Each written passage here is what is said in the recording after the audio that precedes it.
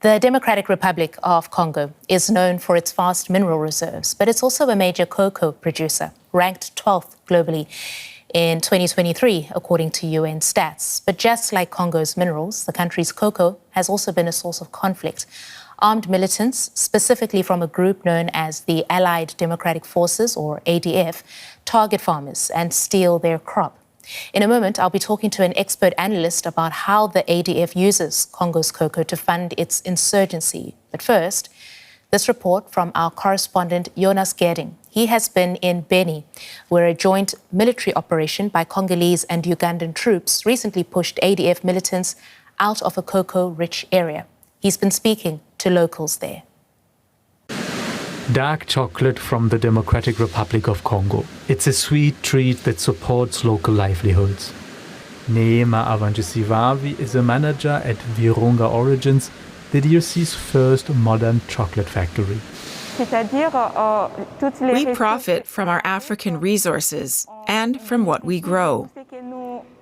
We add value to our crops by transforming them into finished products. All the profits stay in Africa, and we reap the full benefits. The chocolate factory is located next to the dense Congolese rainforest at the foot of the Rwenzori Mountains and on the border to Uganda. Farmers cultivate cocoa, the basis for chocolate, on this fertile land. But armed conflict in the region has made farming dangerous. Avanjisivavi is involved in all stages of chocolate production and helps sort the cocoa beans. She's witnessed the instability caused by the insurgents firsthand. When she started working here 3 years ago, a local Islamist militia set up base in the woods and terrorized nearby villages. It was horrific. Some villages were completely abandoned. More than half of the population were massacred. And the rest fled to neighboring towns. Cocoa is a blessing and a curse. The armed groups steal and sell the crop to fund their activities, killing farmers and forcing others to work for them.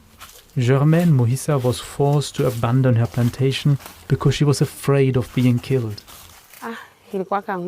Going to the field was really complicated, almost impossible. If you heard a noise, you'd be afraid it might be a rebel and run away. It was really unsafe, so we were barely making a living. Germaine Mohissa is happy she can farm cocoa again. Security has improved here since the Congolese and Ugandan armies joined forces to push back the militias. Cocoa brings so many benefits. I'm happy to be able to provide food and school fees for my children. All this is thanks to cocoa. If my mother needs clothes, I'll buy them for her. And if she falls ill, I'll pay for her treatments. This is one of the few areas in eastern DRC where the army has managed to regain control from insurgents. Vico Kombi is a manager at the Farmers Cooperative. He says the improved security means more than just prosperity for the farmers. If we spread businesses like this throughout the area, young people will have jobs. Therefore, they will not join armed groups. But there are so many of them that don't have jobs.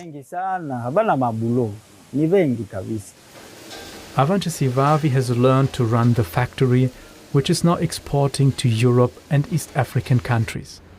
But she wants to know even more about the secrets of developing chocolate. I am passionate about chocolate, and I'm committed to going very far in this profession. My vision is to become a world-renowned chocolatier, like the mentor who trained me. Neema Avanjisivavi and other people in Mutwanga hope the peace holds, so they can continue to cultivate cocoa and produce the chocolate that holds the key to their future.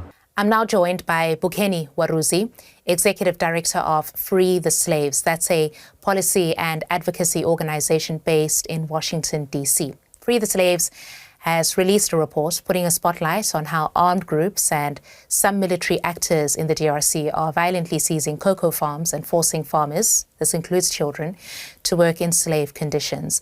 Welcome to DW News Africa, Bukeni. We just heard in our report that armed groups continue to steal cocoa from farmers, selling it to fund their activities. Can you tell us more from the reporting that you have done on this? What is the scale of the problem?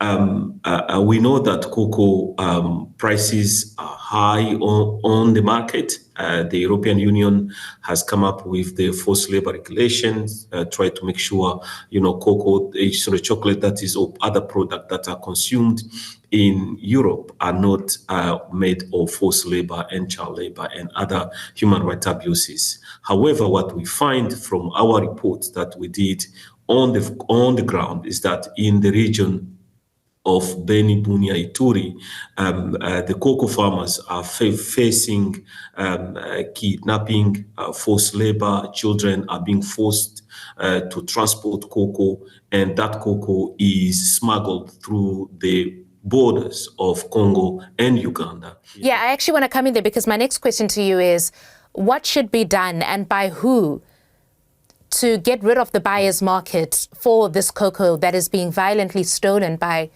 armed groups? Yes, it is very important that but the issue of smuggling of cocoa be part of the agenda of the cooperation between Uganda and the DRC. While in Uganda part, the Uganda government has the duty, has the obligation to make sure they clean the supply chains. And on the other side, the DRC government should really reinforce its security system to make sure that these abuses on the farms are stopped, and also bring the responsible to book. Now, this will require a mechanism, and a mechanism that has to really bring together a few parties. The companies that are buying cocoa have to invest in the due diligence, especially now that they know, or they're supposed to know. The government of the DRC have to take this issue seriously, and also on the other side of the border, the Ugandan government has to put a mechanism not only to stop the war, but also to make sure it can really track these rebel groups and make sure also they control their borders. Bukeni, for people around the world who love their chocolate in whatever form that they get it, how can they know that the chocolate that they're buying isn't funding violence and forced labor?